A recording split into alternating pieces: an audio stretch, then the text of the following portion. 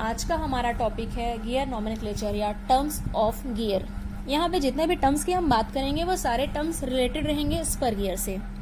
तो यहाँ पे आपको ड्राइंग में दिख रहा होगा दो टिथ, और ये टिथ किसके हैं? स्पर गियर के हैं, ठीक है। और आपका ये स्पर गियर किस पोजीशन में खड़ा हुआ है? वर्टिकल पोजीशन में खड़ा हुआ है। तो सबसे पहले हम जिन दो टर्म्स के बारे में बात करेंगे वो है पहला आपका अडेंडम, दूसरा है डिडेंडम, ठीक है। इस टिथ का अगर हम दो भाग में बंटवारा करते हैं तो बीच से एक आपको दिख रहा होगा एक सर्कल गया हुआ है, क्या लिखा है यहाँ पे? पिस सर्कल। तो जो टॉप लैंड से होता हुआ एक सर्कल जाएगा वो कहलाएगा आपका अडेंडम सर्कल। बॉटम लैंड से होता हुआ जो एक सर्कल जाएगा वो आपका कहलाएगा डिडेंडम सर्कल।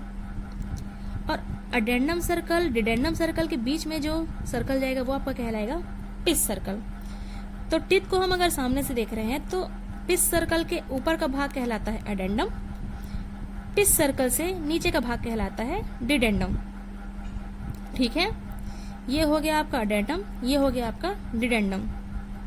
अभी हम बात करेंगे टॉप लैंड और बॉटम लैंड। इस टिथ को ऊपर से देखने पे जो हमें ऊपरी हिस्सा दिखेगा वो क्या कहलाएगा? टॉप लैंड, और ये नीचा जो हिस्सा है वो आपका दिख रहा है बॉटम लैंड, ठीक। इसी टिथ को अगर हम अब साइड से देखेंगे तो साइड से देखने पे भी हमें दो चीजें दिखाई देंगी। पिस सर्कल से ऊपर के भाग को हम कहते हैं फेस, पिस सर्कल से नीचे के भाग को हम कहते हैं फ्लैंक। पिस सर्कल अगर आप सामने से देख रहे हैं टिथ को तो ऊपर का भाग कहलाएगा अडेंडम, नीचे का भाग कहलाएगा डिडेंडम। उसी को अगर आप साइड से देख रहे हैं तो पिस सर्कल से ऊपर का भाग कहलाएगा फेस, पिस सर्कल से नीचे का भाग कहलाएगा फ्लैंक। अभी यहाँ पे एक दिख रहा होगा आपको टूथ थिकनेस। तो यहाँ पे आपको मैं बताना चाहूंगी टूथ थिकनेस को मेजर करने के लिए vernier gear tooth caliper instrument आता है, मेजरिंग इंस्ट्रूमेंट। ये दिखने में वर्नियर कैलिपर की ही भांति होता है लेकिन इसमें एक स्केल एडिशनल होता है, ठीक है। तो वर्नियर गियर टूथ कैलिपर के हम जॉ को खोलते हैं, हम एक जॉ को यहाँ रखेंगे, दूसरे जॉ को यहाँ रखेंगे। इस तरीके से हम क्या कर सकते हैं? टूथ के थिकनेस को मेजर कर सकते हैं।